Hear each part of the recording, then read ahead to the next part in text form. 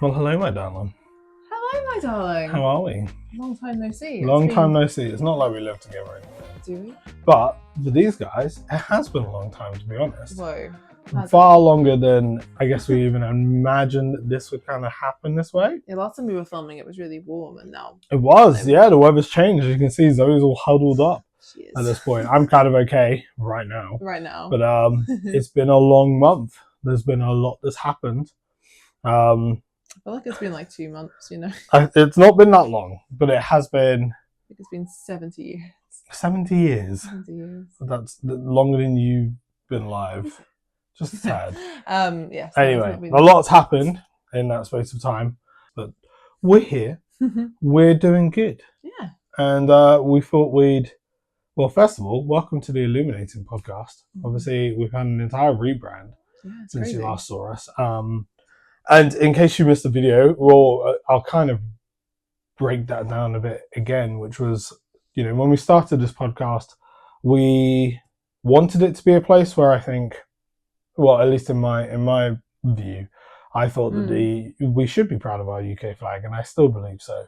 But it wasn't quite as contentious as it was, 5 weeks on. Yeah. It was this place where I was like, you know what? I appreciate that we want to create a space where people from any side can come together to kind of have a conversation and learn about things. And 5 weeks later, this, symbols of unity had turned to symbols of hate practically. Yeah. And that was a hard thing to deal with. We were in the middle of Paris, and that kind of got brought up that, actually this doesn't represent what it once did.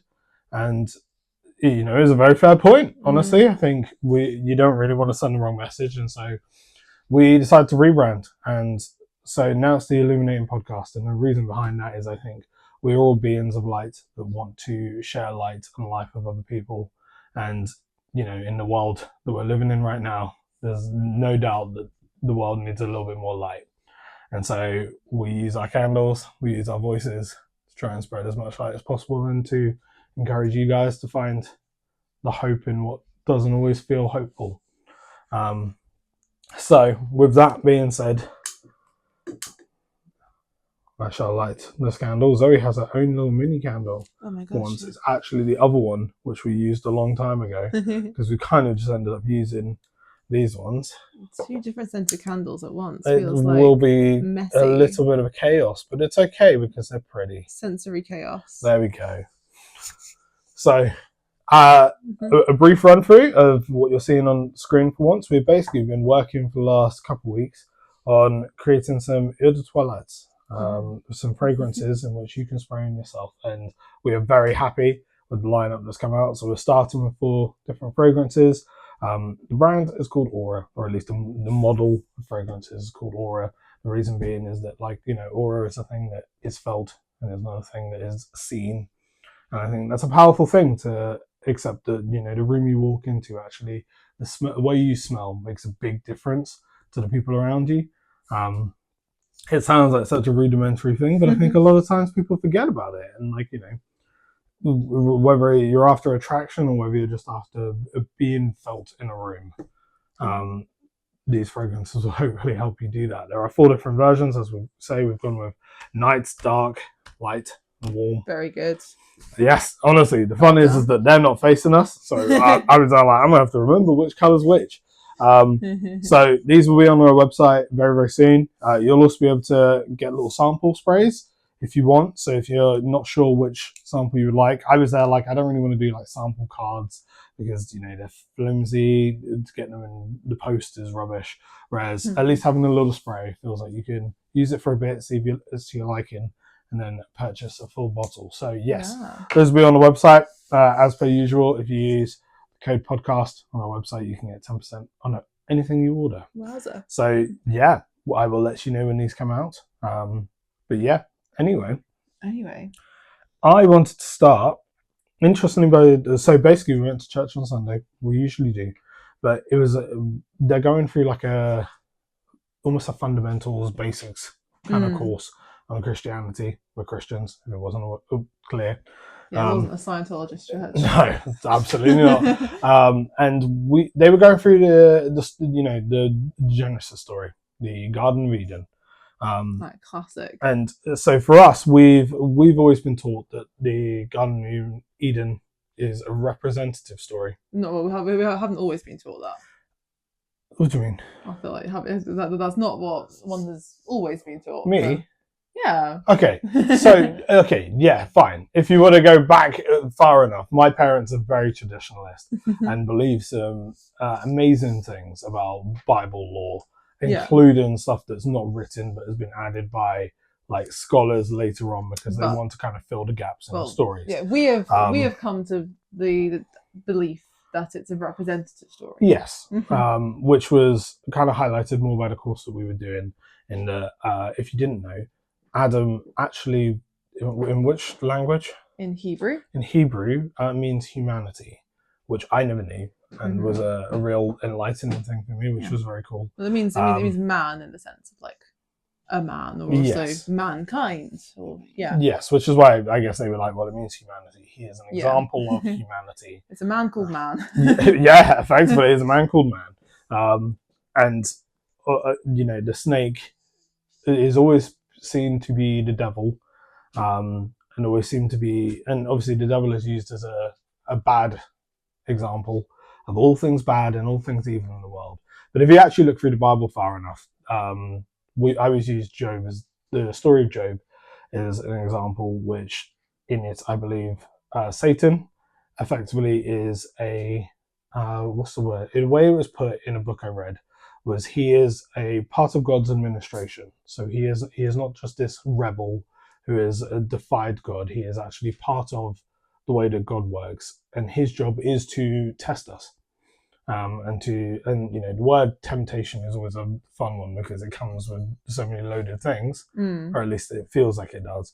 But in that temptation, it is still a test to see if your faith is as, you know, sound as it's said, or if actually usually it is pretty much in faith towards God. I think is kind of really the ways it's used. Well, there aren't many times that this character Satan actually pops up in the Bible. No, but it's like it's sort of that time, and then there's that time where Jesus gets tempted in the desert. Yes, yeah, exactly. So which is again the same thing, to be like, who's your faith in, really? So that's it. Like, there's lots of very interesting stuff about who this character might be that a lot of people have thought about, but in the Bible itself, it's kind of it's just a snake. Yeah, in this story, I mean, it's not even clear that the snake is Satan, but the snake really represents like evil or testing.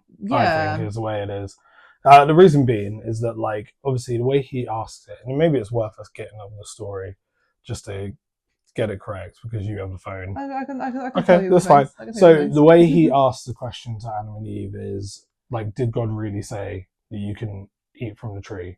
And the fun is that even the way they broke it down was, you know, they've been given an entire garden full of everything they could ever want, but you have to have a boundary in order for that garden to be chosen. There has to be an exit option if you choose that you do not wish to abide by the rules in which you have been given. So this is the thing about free will, isn't it? Really, yes. You're basically saying that if there isn't actually a way to opt out, it's not free will. Yes, it's not free will to say you've got everything you could ever want, and I'm going to presume that this is what you choose, and there's no way to leave. Like that's actually kind of like, I don't know. In some ways, is that a kind of weird hell itself? Like it's everything you want. It's you its can't own leave. prison, right? It's a prison, but so that there had to be some way for them to choose to defy that. Yes, some sort of built-in option. Is what this guy said, which I haven't thought of it that way before. No, neither have I. But I was like, actually, it's a fair point. It's an interesting idea. Yeah. I think in a scenario where, you know, they've been told, like, yes, you've got everything, just leave that one tree alone, leave that one fruit alone, you'll be fine. Obviously, they've been told that, like, I think it's the fruit of knowledge. But the fruit of knowledge of good and evil, yeah. Yes, but they don't really know, like, how that applies or what that means. Well, they haven't got knowledge of good and evil, so well, exactly. So they don't know what that really is, right? And so the snake tests their faith by saying, did God really say that you shouldn't have this? Why would you want you not to have this? And the way I see it is I think the snake is almost representative of insecurity. Sure. Because that's what's been sowed here, effectively. You know, beforehand they had no reason to ever believe that God had anything bad out for them. And it took what felt like to them an external force to say, maybe actually this isn't the way that things are supposed to be. Maybe actually you should take control of this situation, put it in your own hands, and you know what? Actually, maybe it'll work out in the end of it. Yeah. I think it's also important, isn't it, to be like in that situation, they have a very valid doubt of going, oh yeah, actually, that's a bit weird that God said we couldn't eat from that tree, right? I think that's very valid to be like, I wonder why God said that. That is a bit weird. Let me go ask God, right? That would be a fair thing to do. Sure, you could go and ask. I think that would be a completely fair thing to do, to go, right, hey, this snake's made a very valid point. There's a tree, you said we can't eat from that tree, but you said we're also given dominion over everything on this earth, so why not that tree? And also, why wouldn't you want us to have knowledge of good and evil? Like, why would you not want us to be like you? Can you explain that to me, please? Yeah. I think that would have been completely fair. It's because entirely fair to ask the questions, to be honest, I'd be like, excuse me. It's not like God ever said, like, no questions asked, you just accept this is the way it is. It's not a power dynamic. It's just him going, like, there's one rule. It's actually, a pretty free world, as it were. It's just kind of like, hey, just, like, stay out of my bedroom. Effectively, it's like, hey, there's one door in the attic that's locked. Maybe leave it alone. That's always the most interesting door, isn't it? And it is the most interesting door. But the thing I think here is that it wasn't interesting until something prompted it. Now, the reason I connect to this is because I think there's actually, like you always hear people talking about the general duality of like everyone sees things as like black and white. And actually there's a nuance and a gradient in between that makes it a little bit less clear cut as just it's one thing or the other. And obviously this story, being very simple, is using almost a black and white narrative of being like, you're either in or you're out. Yeah. Like, and as you say, the gradient would actually be going and asking more questions. Sure. And maybe if they had gone and asked more questions, maybe God would have been like, one day you will have access to this fruit, but not yet. Like, we don't know the rest of the plan, right? Like, you don't know how that conversation would have gone because it never happened. But it made me think of, so I think there's a duality in people. Where did this thought originally come from? Was it from that?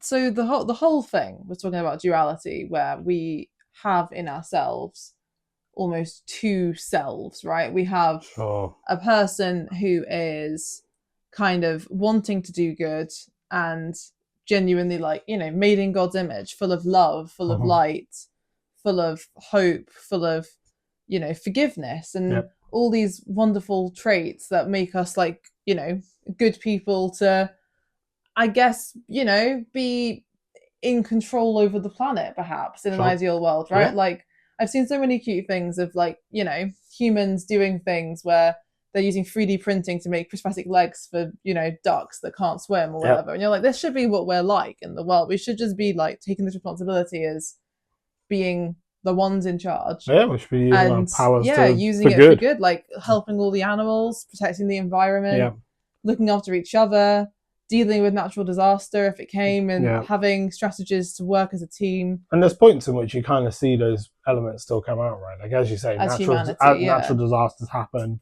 and it's amazing to witness how humans will come together. People who don't know anyone, who don't know anyone anything, will completely put that all aside. But in the in-betweens, if it's not a drastic red zone kind of situation, and it's because we have the duality, isn't it? I think so. And it's even like in human relationships, right? There's lots of moments that are beautiful, and friendships and relationships that are wonderful, and where people do serve each other and look after each other, and like, we all have moments of just this perfect human connection where you're like, this is what it's meant to be. But then there's also times where people are selfish, and I think this guy was talking about how it's not that Adam sinned and therefore we are all condemned. It's more just like Adam as the stand-in for humanity, as a representative of what we all inevitably do. Like, every single person inevitably decides that, or doesn't even decide actively, but they kind of begin to doubt, they struggle, and they get selfish, and they become disconnected, and they become disillusioned. And like, we all sort of do these things every day that aren't our best self doing them, perhaps. And I think it's like this fun thing of all religions and philosophies perhaps are just ways to try and grapple with these two selves that we all have. Yeah, I think they effectively describe sin as being like, that is a thing that happens whenever we screw up. Like, we've always heard it be said as like it's fallen short of God. But I think like even simpler than that. It is just there is inevitability to humans screwing up, and in whichever way it comes out, humans screw up and humans sin. And I think that's actually a better way to look at it, because it's like it's less of this judgmental. Yeah, there's no like judgment on that. So like even there was a point in which we read a book called The Original Blessing, and it basically flips the narrative of understanding how we came to be, and effectively a big part of Christianity is that it's taught generally that we are sinful beings because of original sin. Because of original sin. So it's because an Adam sinned, yes, and now all of us are born into sin. We're born sinners. Yeah, which is only one interpretation. Yeah, it's been the way that it's always been. I think I have to remember the guy who wrote the book, but like it's on our shelf. It is on our shelf. I'm trying to see it as we're here, but it's fine. It's a really important book. I'll see if I can link it in the description for you, because it is really worth a read. But basically, this guy is like, actually this perception brings a lot of guilt to a lot of people, where they're like, before you ever started, you were sinful and there was nothing you could do, and Jesus had to come and save you in order to get you out of said sin. Whereas he actually reframes it to be like, actually, we are, we were always beings of light, made in God's image. We were perfect. Otherwise, we're effectively saying that babies are sinful. The ones that are born, and the ones that were unborn, right? Well, that's the thing. It's like babies are born into a world that's already a bit broken and damaged in a way, isn't it? But babies themselves aren't doing anything wrong. They're just being babies. Exactly. But I suppose it's just, it's this fun situation of effectively sin being something that we all learn, and sin is just anything that we do that comes out of that other part of us. Like, I think almost when you think about it, right, whenever anyone goes, well, this is human nature, they don't usually mean the good bits, do they? No, you're right. There's lots of stuff that humans do that's part of our nature that we'd kind of rather wasn't part of our nature, and I don't think we should be ashamed for it being there in our nature at all. It's just being aware of it and bringing it to light and not lying about it. Oh, ashamed isn't interesting. So when you say ashamed, I presume you're saying like feel bad, guilty. Oh yeah, I'm saying we shouldn't feel guilty to be sinners. Like, a lot of the time, using the word sin, it means like you should feel less than human almost. It's like a word that we use to label certain groups, to go, they're sinners. Yeah, right. It's kind of like the lowest of the low, you can say, but actually that's ridiculous, because it's kind of just like saying you've got blue eyes, you wear glasses, you have curly hair. Like, it should just be there's nothing you can do about it. But there's possibly a way in which you can avoid sin as much as possible and live a life that is, worthy of, in this case, Jesus's calling to all of us. Sure. But it's really about, it is still nature. Yeah, it's not our nature. So it's like destigmatizing sin. No, and I think it's important to do, because so we were talking about the fact that I think there's almost a fine line in this, because there's destigmatizing sin, so that you're not constantly walking around guilt-ridden about just trying to exist on this planet. Right.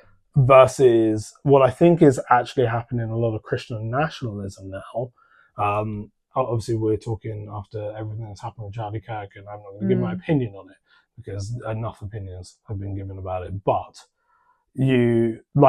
I'll use an example actually, which is I saw that generally after any MAGA event, the Grindr app gets a lot of activity. Okay. And, I think for a while people have been putting two and two together.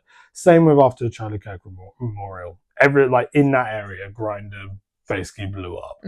And if you don't want to put two and two together and you want to ignore it, fair enough. But I think for anyone who wants to deductively look at something, you're effectively going, because of this memorial and because of so many people being in the location, all of which who say that they are devout Christians, usually who do not believe in LGBT rights, do not believe in any form of gay relationships or gay marriage, and yet on the same app in which they are condemning, are seeing a lot of activity. And there's even a possibility that there's a lot of people who use the app. Well, of course they use the app. That's why it's got Mm. activity. But they use this app during that time, and then have probably gone to the memorial and then gone to God and asked for forgiveness. Well, And it's you're almost like, they're having a secret life, yeah, because to them they're seeing this as part of their duality. And I think there's so much pain actually that comes from trying to split your two selves apart like that. You're so right. Like, you're so right. as in, so I mean, this is the thing. I personally, I don't think that having a relationship with someone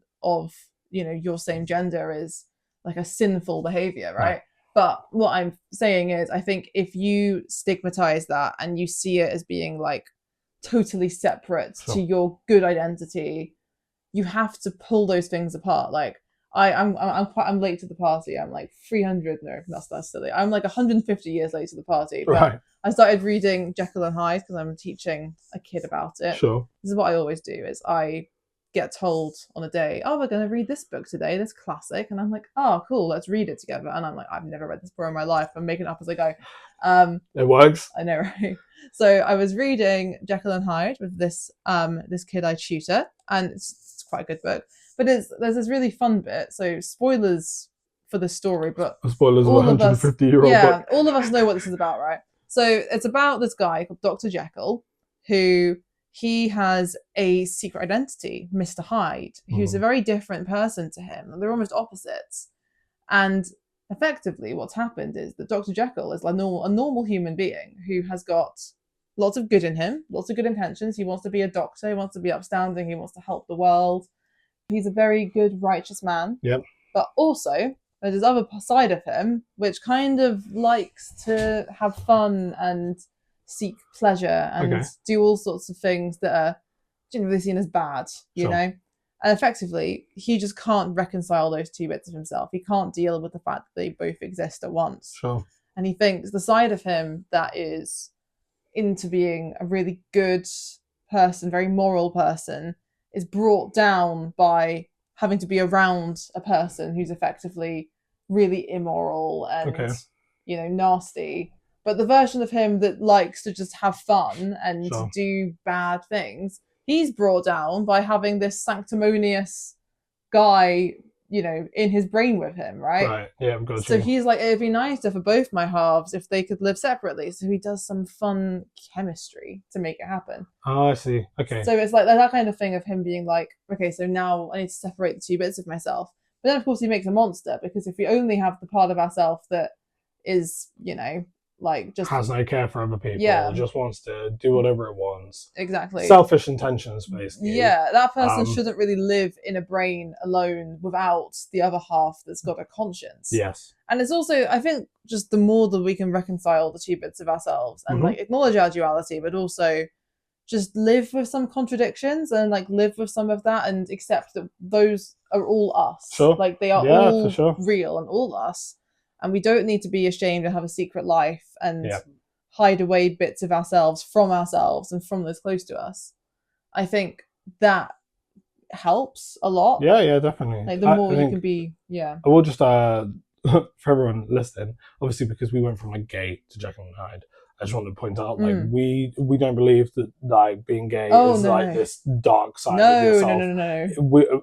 The point in which we're talking about duality is just that there are two sides of ourselves, and I think for a lot of Christians there is another side of themselves that they aren't allowing to exist in the light. Exactly. It's really what whether it is. that's actually it's sinful not bad or not. It's not bad at the end of the day. Like it's a bit like, as you said earlier, it's like having blue eyes. It's just part of who you are, and there's nothing which you can do anything about it, and neither should you feel the need to do anything about it, because it should be completely allowed to. Blue eyes is a bad example because of all the extra stuff, but you should be allowed to just be the natural person that you are without feeling any shame. And obviously there are a lot of Christians who are still feeling that shame, then having to use these events to effectively pray for forgiveness, which is where we started, where I was like, you know, there's a balance between never feeling stigmatized for shame, or just being like, well, you know, the Jesus message is just accept him and you're good. You're not going to hell now. And you're like, yes, that's true, but also that's not following Jesus. All that is, you know, effectively just signing up for Jesus' get out of jail free card. Which isn't really the point, is it? I guess it's a fun one of like, you don't want to. I don't think you should ever be having to suppress yourself or live a double life. Yeah. And I don't think the God that created us would want you to do either of those things. I And would agree. I think those things live, like we're created in the way that we can have duality. Sure. And we can have different sides of ourselves that can coexist all at once. And we don't like Dan's saying, we're not saying that being gay in itself at all is a sin, right? But there are things that we do which are sin every day. Yes. And those are okay as well. Like, not in terms of you should be doing them, but it's okay to admit to it and to have that be part of your life and your story. Like, it's not like that's the end of everything. I see where you're going. It's completely fine to, like, none of us benefit from people pretending that they're perfect. Yeah, for sure. I mean, like, yeah, so like, let's just take sin as screw ups, right? At the end of the day, the two mistakes. Fun sides of yourself. Like, yeah. Let's use a really soft example. For like, I had this during this 1 month of, for me, it was effectively a mental breakdown. But there was a point in which I was like, I love my life and I love having a house and having a mortgage and I'm very secure. But also because I've not come from that background, I also don't know what to do with that sometimes. It's very easy to feel like you want to get away from it all and live a life on the road, almost like the completely opposite binary of the life that you actually have. And it's not really what you want, but maybe there's something to it in that clearly you're not feeling as free as you would like to. Yeah. And your mind has gone to the completely other extreme of being like, I would love to be this carefree spirit on the road. And you're like, or you just need to go find more hobbies. But also, like life is so much more confusing when we don't allow ourselves to have that duality. Like, I think it's completely normal to want to have marriage and a house and stability and a mortgage. And it's also fine to, at the same time, want to have a bit of wild adventure. Yeah. Like, I think it's completely normal to want both those things, even though they're a contradiction, perhaps. But I think it's a bit like when people want to have their hoe phase, but they also want to find a good relationship. Yeah, but again, a very normal thing to like. I'm not saying that one should pursue both at the same time, because it doesn't necessarily work that way. Sure. But I think you should at least acknowledge there's a part of you that doesn't just want to stop living life, right? Like, we often put so much emphasis on you just settle down and you stop living your life and that's it. Yeah, that's true. The settle down is a dangerous story. It's like settling down, maybe, isn't it? And do you know, I think ironically that when they say settling down, it's because life has a bit of monotony to it. When especially when you have like a long-term commitment, like a mortgage, it's like there's an end of it where like for the next 5 years, you've got work every day. You can change your work every now and again if you feel that you need to. And, there's definitely a part of job fulfillment to play in how happy your life generally is anyway. But like, I think I've seen it at work a few times where like you can tell when people struggle and they're like, I go home and like, I'm just going to cook for the two of us for like one night. Seems like so much effort. And then like you realize that almost people get into the monotonous nature of just going, well, all I did was watch TV for 4 days of the week. And then on the 5th day, I got excited about the fact that the weekend's coming. So it might have changed up a little bit. Then 2 days, I went wild. I still know people who like get completely wasted on the weekends. And you're like, fair enough to like, it's not about the getting wasted. Do what you want with your weekends. But when you only live for your weekends, I think you run into the... It's very easy to do that, isn't it? Yeah, it's very easy to just kind of go like, well, forget the weekend. Because a week, it doesn't really matter. Have two selves. Like, you have to have a self that goes to work and a self that enjoys your life. And for a lot of people, it's very difficult for those two selves to be around at the same time. I would actually say that I wonder if some people have more sides than just that. So like, for sure. I guess I'm thinking in terms of like, being a black person. Like, I also know that like a lot of black people would say that they code switch to people around. So you already have like a work version of you, then a friend version of you, then you might have a version for your parents, then you might have a version for an in-laws, then you've got a version for your tennis group, and then you've got a version for like, and suddenly you haven't split yourself into effectively multiple personalities. Yeah, I think because it's like you can't be yourself. It's refraction across a million different axes, right? Like you split down the middle, and then those two slices down the middle as well. Because it's not just a good and a bad side. Like, again, that's so simplistic. Yeah. It's a sort of different sides of you, and there's bits that are of the divine. There's bits that are in God's image and are like that. And there's all sorts of bits that aren't, but they're still human, and they should be accepted to a degree. Like, I'm not saying we should just sit with that and never want to make our lives better or ourselves better, but I think we just need to stop pretending that they aren't there. And I think when there's so many of ourselves are a pretense as well, right? Like, even what you're explaining, so many selves are you're at doing least a performance partially, for people, effectively. for sure. And you're like, this is the thing. Performing can get tiring. Like, tiring. That was mid-yawn, apologies.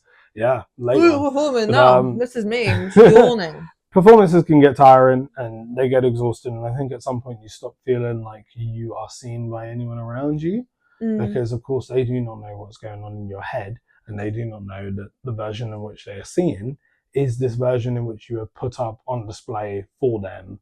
And it's going to drain you. It won't drain anyone else because they don't know what's going on, but at some point you get tired.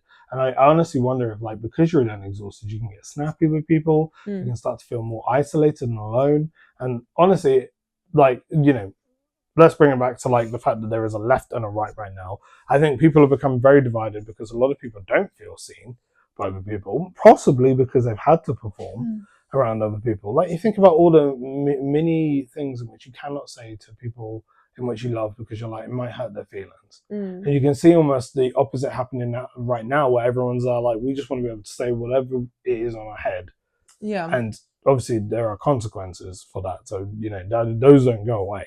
But this is almost like a whiplash of people being like, we just want the freedom to be able to be who we are. And you're like, hey, the person in which you are does not have to be a racist. No. Like, it can be someone who sees a lot of hope and love in the world. And like, part of that is actually a choice, I think, to kind of look through everything going on and go, actually, there is still a better way. And there is a better way in which you can improve your own life. There is a better way in which you can improve the lives of the people around you. And it is even like seeing your own value in what you can bring to other people's lives. Like, there, you know, in my own mental breakdown, I very much got to a point where I was like, I see nothing good that I bring, and it's taken a few weeks to kind of be like, actually, no, I can still bring light into people's lives. It might not be, and it's probably not the exact same way as it was before, but it's probably more genuine. You can be illuminating now. I can be illuminating now, but when you're not having to, like, you know, wrap it up in this special, you know, neon light in order to look pretty to other people because you think that's what they need, rather than just being yourself and being like, I'm not, you know. There's only so many words. I cut across you. Sorry. Right. I was going to say, like, you can't really connect with people very genuinely when they are pretending. I think, like, I think it's very difficult to see a person who's putting on a show and to really connect with them properly. I would agree. And yeah, like, there's an element of pretense to almost every interaction, I suppose. But with the people you're closest with, I don't think that should be there. And when it is there, it's, you know, it does drain you and it brings a distance between you in that way. And I'm not saying there's never a time and a place for a bit of performance as well, right? Sure, Like, life does need a bit of theatre. I mean, as you say, work needs a bit of theatre. Yeah, exactly. Like, everyone's a person at work. There's times when you have to kind of put on a brave face and be like, you know what? To get through today, I'm going to pretend that I'm a more confident version of myself. I'm going to put on the clothes that'll make me think. I'm going to put on the playlist that'll make me think that. And I'm going to have a good day, you know? But you do need the space in order to, like, effectively take those off, and to also just be you, and just to be yourself. You. And you need people in which you can be you. Like, we were talking about the fun of being us is that we've hosted many people in the past around our house. And the problem is when you're in host mode, like, the priority is no longer like the two of us. We are effectively a team looking after everybody else. And the problem is if you don't go back out of host mode, at times you then start to struggle, because the longer you're in host mode, the less you're giving time to each other. Exactly. And because then you're doing that, then you start to feel distance within your own relationship, and like, it's not good for anyone. Like, and you never meant to get there. It's just the fact of, because you were trying to look after other people, you actually forgot to look after yourselves in this space. And like, that was a big learning thing for us. And it's even like, like, host mode isn't always a performance in every way, because there is a part of all of us genuinely in our course. It's like, oh, I want my guests to be comfortable. I want them to, you know, do they have enough to drink? Are they hungry? Are they comfortable? I'll do some cleaning for them. I'll make sure stuff's like that's not all fake. No, It's no, of just course, yeah. it's bringing out sides of yourself that, you know, like again, this duality, right? Sometimes you need a chance to be a bit selfish with somebody. Like, and usually that means it has to be just your partner at home, right? You need some time to just be selfish together. Yeah. And because selfishness, maybe it isn't of God, maybe it isn't like something that we should celebrate, but I think sometimes it's a thing that we have in us of like, I just need some time to refresh and Choose to spend recuperate. time in the garden by himself. Yeah, maybe it isn't always selfish, just need some time to yourself, or to need some time with the people closest to you to just recuperate and calm yourself and but our enjoy society things. has taught ourselves to put ourselves on the back burner at all times. Yeah. And so, yeah, it's like, again, within the duality, it's almost like we fall to a hard line on the curve every single time, which is usually like I look after myself too much. It's almost like there's weird thing in the society. It's like the pendulum swings, as usually I say it. Yeah. The pendulum doesn't really like let it sit in between. Well, no. It's either it's peak on one side or it's peak on the other. It's not in the middle. It's also a fun one of like what you were saying about these people who are sort of letting out their inner racist and things now. Sure. Very interesting, isn't it? Because I think it has just now become socially acceptable, bizarrely, to do that. To be the way like, they are. Again, not in every context, but there's all sorts of places now that one can go in the UK and find people who are like that, which is horrifying, and are openly being like that and having those conversations. And I do think that for some people, a lot of people, there is a inner racist, an inner child who doesn't think things are fair, who has never really been confronted or dealt with because they haven't been let out. They haven't been brought into the light. And now they are being brought into the light, not to be confronted, but to be celebrated. And I think if we'd always been able somehow to actually acknowledge that stuff that's in most of us, that kind of dark, twisted, some of the thoughts, some of the ideas, some of the things that we contend with when we're 12 or 14 or whatever, or even younger, just like the things that pop up, if there's never a safe space to actually contend with them, because often people will say something horribly racist or homophobic or sexist or something when they're young, and they'll just be told, never say that again. Don't do that. That's the thing about that. I was like, a lot, you know, like everybody talks about high school and there's people in school or younger were awful. And you're like, this is almost where like the point is the age where you see like the worst of humanity, because but people just learn to hide awful to each other. And you're right. I think people just go, never say it again, and you just hide it. Like it isn't dealt with, and now suddenly it's actually okay for these people to be that person again. Like the people who like yelled slurs at people when they were in the corridors at high school, and then for the 10 years, 15 years since then, they've kind of not been doing that because it's been socially unacceptable. Now they're just doing it again because they can. They're letting inside out now, and no one's ever gone like, hey, no, this is why you don't do that. Here's why, like, this is why it benefits you to actually treat people better, and this is why it benefits you to not see everyone as a threat or a challenge or competition against yourself in life. And part of that is just out of its own insecurity, right? Like, there's a lot of kids that like are bullied. Like, they always say like bullies are cowards. And I'm like, bullies are scared people who are rather insecure that are making up for it using tactics of power. That's true, and they're still there. Like, they're still there feeling unhappy. But it's happened to me. Exactly. Fears of I can't say words.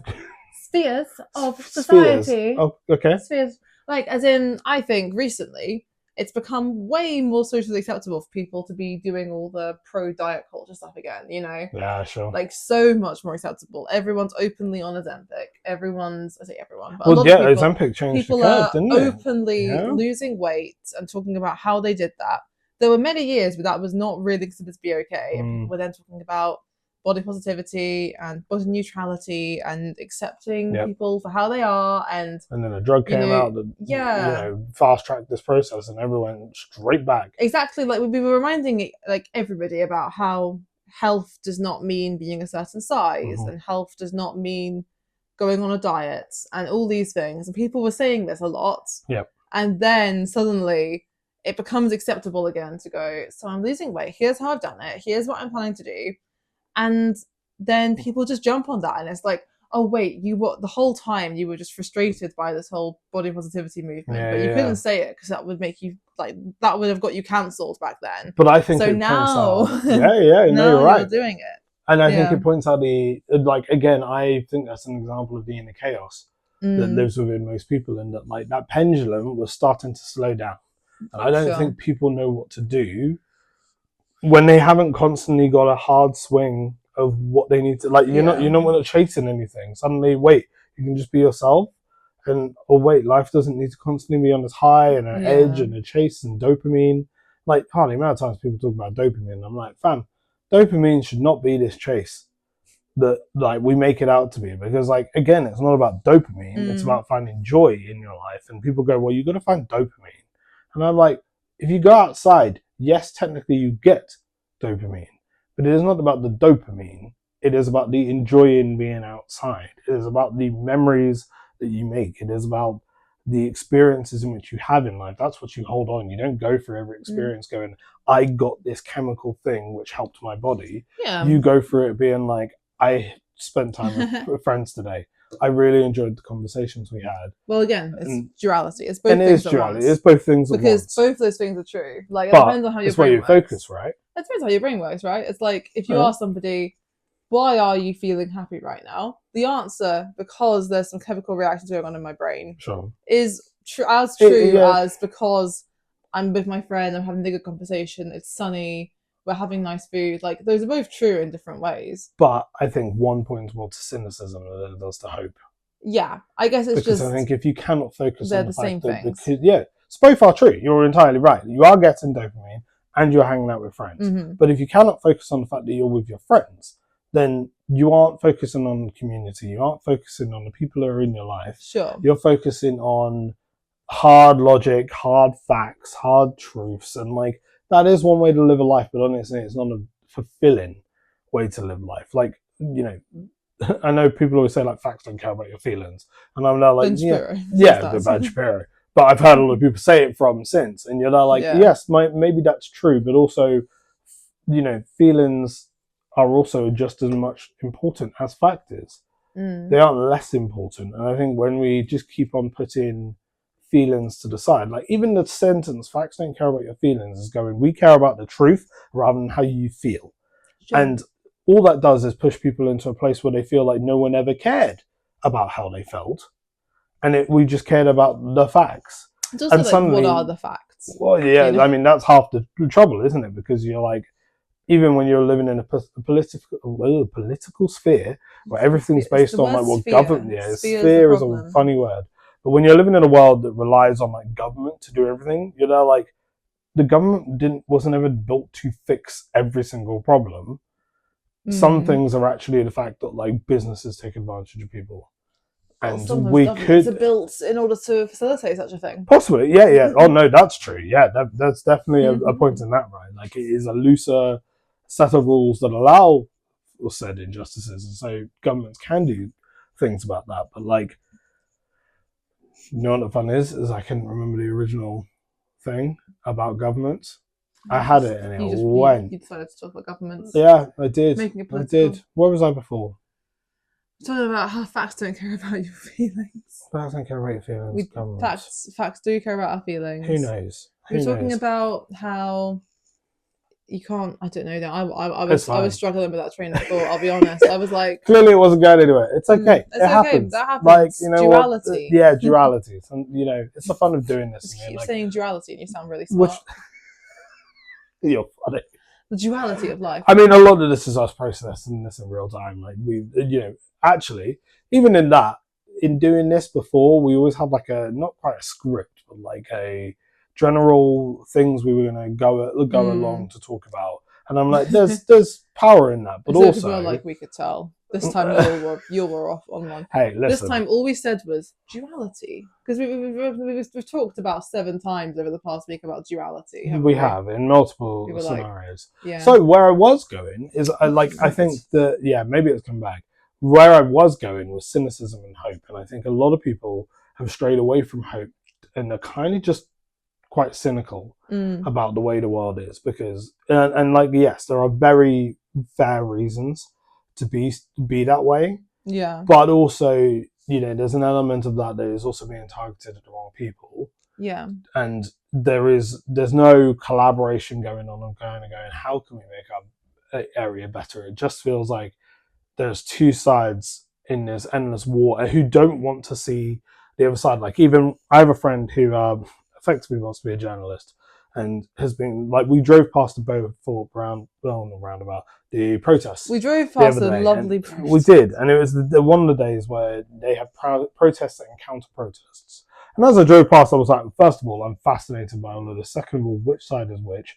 Because that actually wasn't as simple to figure out as I thought. I had to look a whole lot One closer. side had a Scotland flag, so I'm Yes. thinking they were the counter. I don't know. Yeah, who knows? No, because the thing is, one side had a Scotland flag, lots of England flags. One side had an England flag, and like a nice rainbow flag.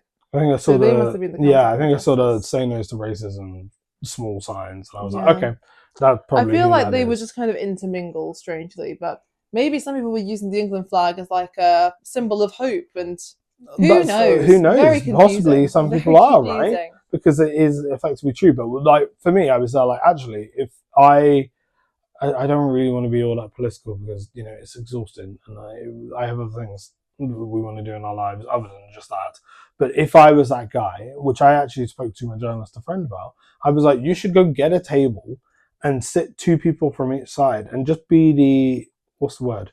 The mediator in two people having a conversation and trying to understand each other. It's impossible to be a mediator because nobody's neutral. Exactly, you're right. Like, but I don't think people aim to be neutral because I don't think it's mediator, you kind of have to, don't you? I don't know. So I obviously we are left, but also I want, as I've always said from the beginning, I was like, I want people on the right to feel understood.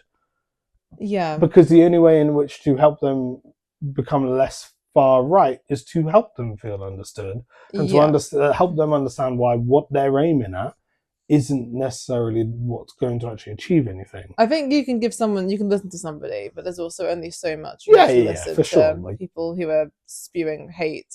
But it is also like, I mean, I don't know. I feel like there's so much talk recently about, I don't know, because obviously Donald Trump has made a big thing for a long time about how he's bringing back free speech, right? Sure. And but then it's free speech until someone speaks out against him. Until someone speaks out against Charlie Kirk, and then it's like, oh, thank goodness they're all getting fired. People are losing their jobs for saying things against Charlie Kirk, and it's like, sorry, what happened to this free speech world that you've invented? Like, is this not just free speech if you say the things that I want to say? But as you see now, it wasn't ever really free speech. It was that they couldn't say things that they felt at the core of themselves, and now they can, and they want to shut down everybody else. But it's easier to shut down everyone else than to recognize that maybe what they now believe and have always wanted to say isn't actually as beneficial to their lives as they believed it was. Sure, I mean, I get it. I understand entirely the urge to make something better and to make a change and to blame someone.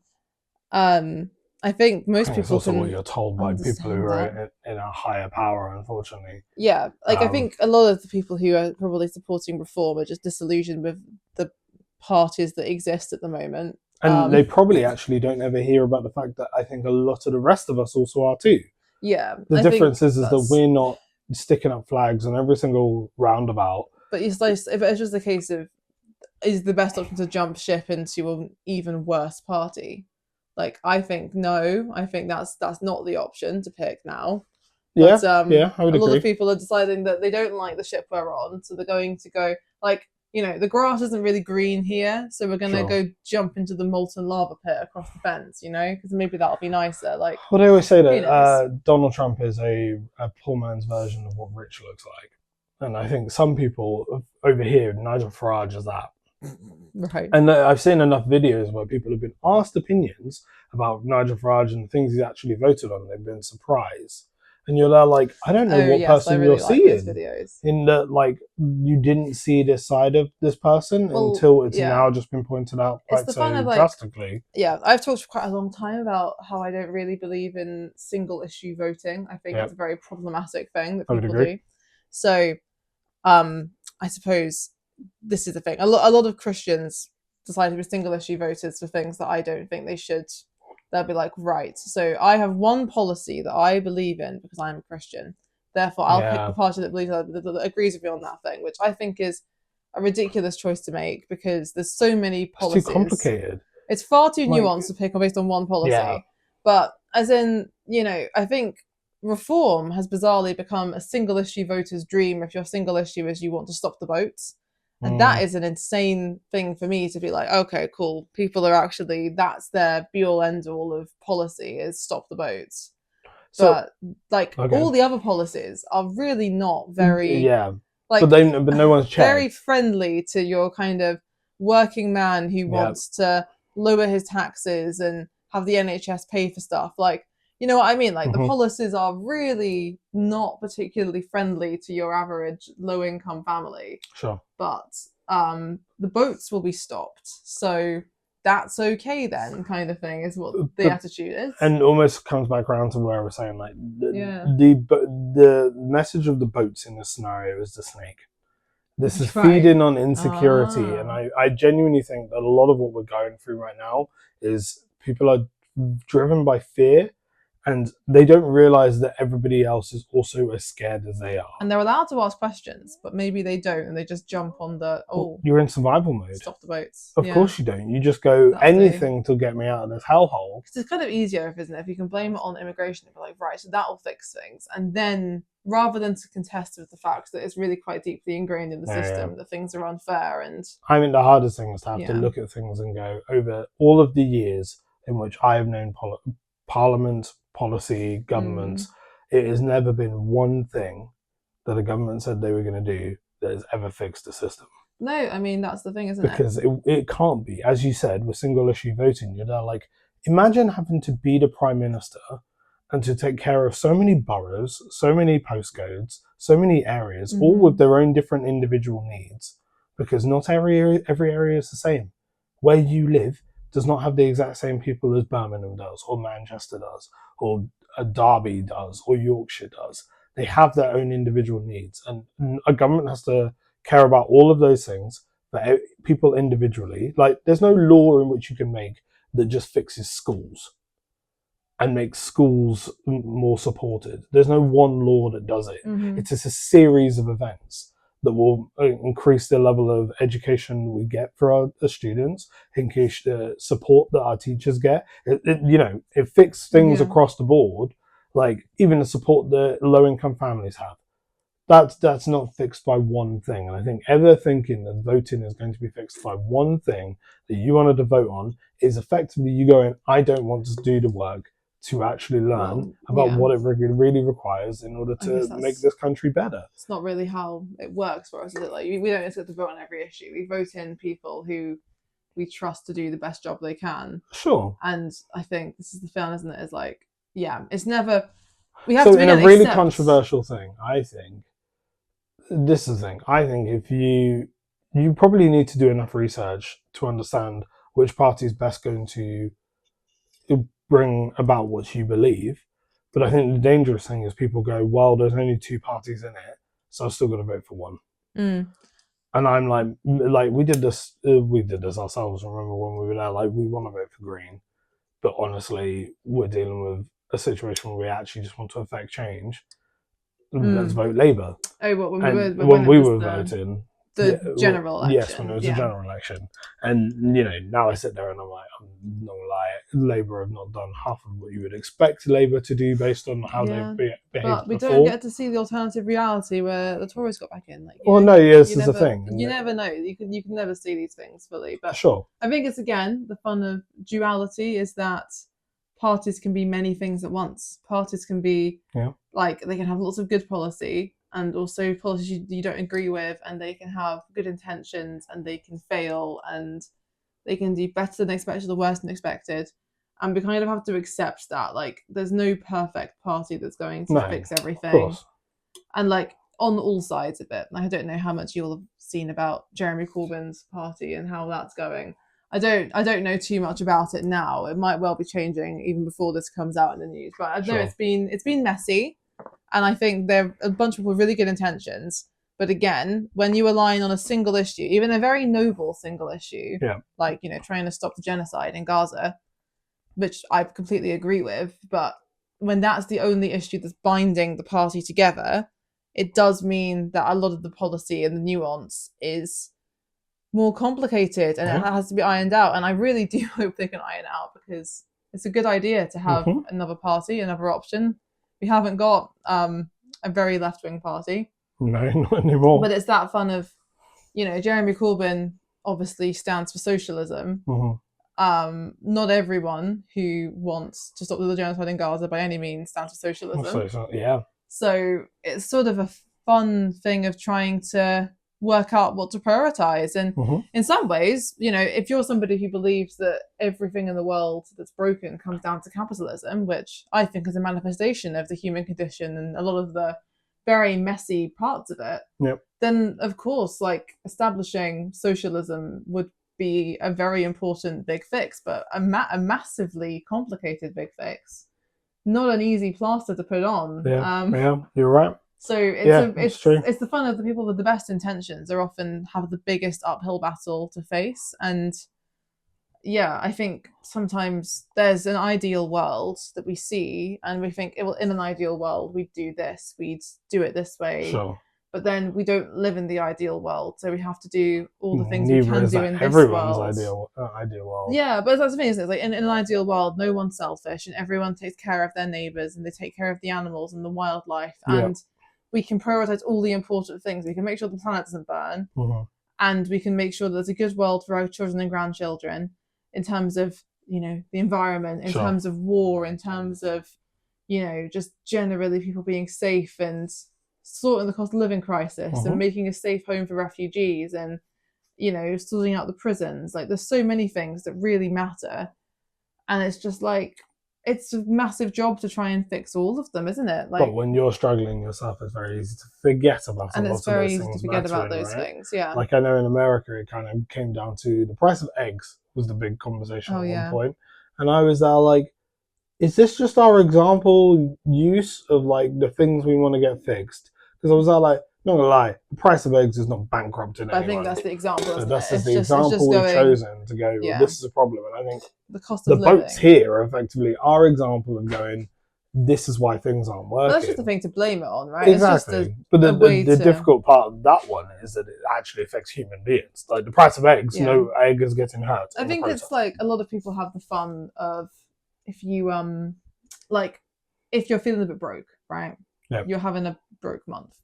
And then you see a homeless person who wants some, like, even if it's just some change, or they want you to buy them some food or something, that might be quite the sacrifice to make. And actually, that night, you might actually order yourself something to eat, or you might spend a £5 in some way that's not necessary. And you could have given that £5 to someone on the street, or you could have bought them a meal deal rather than buy yourself a meal deal when you've got food at home, right? You could have done that, but because you're feeling quite broke, and you've only got yourself 20 quid to the end of the month, you're kind of there how like, am I going to make it on 15? No, like, I can't make it on 15. I can't give away £3.20 to this person. So, and it's not even like you do the maths in your head. You just go, I can't afford that. Sorry, and off you go. And then later you spend the money on yourself, and you didn't need to, but it felt like you needed to because you're living on the edge. And I feel like sometimes it's that with the immigration thing, is people are already feeling quite on the edge. And they've got this kind of one extra fallacy in their head of going, the immigrants are taking a lot of money. And they're really not. Like, they're really not taking a lot of money. They are effectively the homeless in the scenario. No, not at all. Like, they're very, very much like a tiny proportion of where the money in our country goes to. But I think it's like, if you're making a budget and you're thinking about, right, where can I cut stuff because I need to save some more money this month. And often it is, or like I was doing this recently with my phone. My phone storage was broken, right? Yeah, it's true. I'm running out of storage and it's very bad. I've got 64 gig, which I thought was a lot, but apparently isn't very much.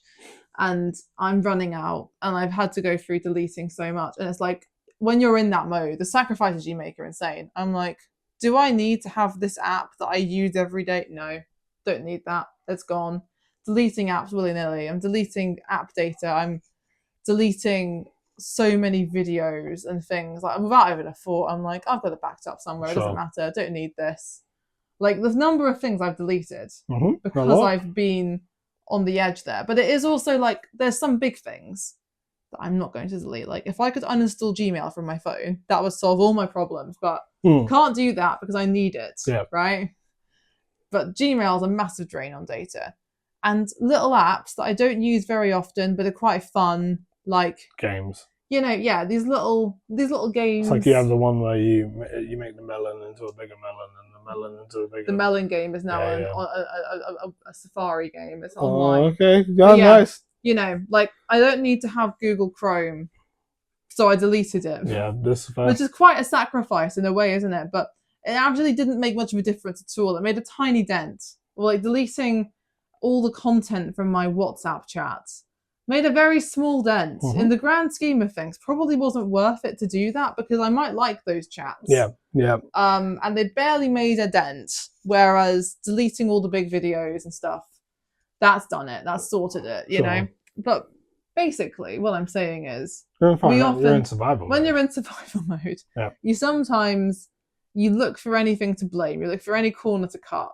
And sometimes the corners that you cut are actually, they don't make a lot of sense. Yeah. But you're doing stuff. You just like evaluate what's there and you go, what do we not need? Yeah. The migrants. We don't need them. They're a drain. And so someone goes, actually, that's like 0.00001%. And you're like, but you don't see what I'm going through now. But I need that 0.0001%. I'm broke. And then payday comes back around, and then you're like, okay, I'm good. So it's like, delete the migrants, and then of your, 63.9 gig being used, now you've got 63.89 being used. Congratulations. Yeah. That's barely made a dent, but now it's like... Ironically, it's happened up the road where, like, I passed someone's home, clearly had bought an England flag and a post to go with it. Lovely. But also, their entire front garden was, like, estate. Wow. And I was so you've got money to buy a post and a flag, but not enough time or money to sort your garden. At some point, we're talking about the wrong priorities, but when you're feeling tight, you do stuff that maybe you shouldn't do. You know, it's a bit like when they say, like, you're not you when you're hungry. You're not you when you're financially stressed, to be honest. Yeah. And, like, that's the hardest part, I think, for a lot of people living in Britain is that, like, we would love to say this is a first world country, but there are a lot of people who do not feel like they're living first world lives. Like, this is what first world life looks like. Like this is what it is. And it's clearly not as great as I think everybody's made it out to be, right? It's actually that we're not doing as well as we'd like. The economy these days isn't fantastic. Exactly, and things have gone up over the years. Anyway, I think as we said, the duality a million times. The duality really is for you to understand who the two sides of you are, or many more that there are, and to find a way to come to terms with who you are and to accept who you are in its entirety, like both the the parts that scare you, the parts that are hard to reconcile with, the parts that have been formed from bad memories in the past. Like at the end of the day, both the good and the bad are part of who you are. And it's the only way we see things better in the world is when we've accepted who we are, and we can accept who others are, and we can make the space for those people to come to you and show you who they truly are.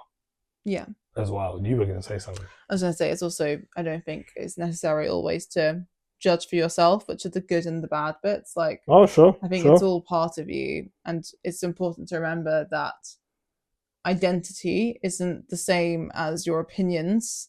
Opinions can be really fluid. Yes. Right? Like having an opinion or having a thought does never makes you a bad person, especially when you're open to learning and to opinions changing based on the information that you're presented with. Yeah. And I think that's really important. You don't need to be there like, well, I've got this evil in me that I will accept. Sure. Sometimes it's just going. Yeah, good point. Yeah, like it's like there is good and there's bad, and you have to accept you're definitely going to be a mixture of both. Yeah. And even when you work through it, I'm sure there's lots of things that I believe in, just because I'm human, that one day I will not believe in. One day, if I'm ever given the light and God tells me everything, I'll be like, I was wrong about at least half the things I thought, right? Sure. And that's something you have to sit with sometimes, I think. No, yeah, I think you're right. The key yeah. part of being human is accepting that, like, your opinions are your opinions, and it's probably a good thing to voice them to people around you, because at the end of the day, you do not know everything. Some people will know things you don't, but to stay open when you give them. So, like, I think a lot of the time we say things like they're absolute fact, and you're like, this is an opinion, in which, like, even the amount of times I've said stuff that I've had in a reel, and you've been like, that's not the one. And it's different if I've come to it being like, I have seen the light. This is an absolute truth. Yeah. Versus hey, what do you think of this? I don't. Maybe I'm wrong, or like, but what do you think of this? Yeah. And being like, oh no, that's terrible. And you're like, oh. And you know what? Even asking why at the end of that shouldn't be an embarrassing thing to do. We should be okay with just asking people why. And unfortunately, you're going to have to accept that there are some people who actually don't know the reason why. They just know that it's wrong. And they're like, because.